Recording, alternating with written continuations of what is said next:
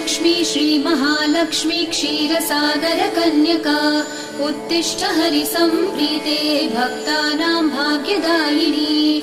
श्रीलक्ष्मी श्रीमहालक्ष्मी क्षीरसागरकन्यका उत्तिष्ठ हरिसम्प्रीते भक्तानां भाग्यदायिनी। उत्तिष्ठोत्तिष्ठ श्रीलक्ष्मी विष्णुवक्षस्थलालये उत्तिष्ठ करुणापूर्णे लोकानां शुभदायिनी।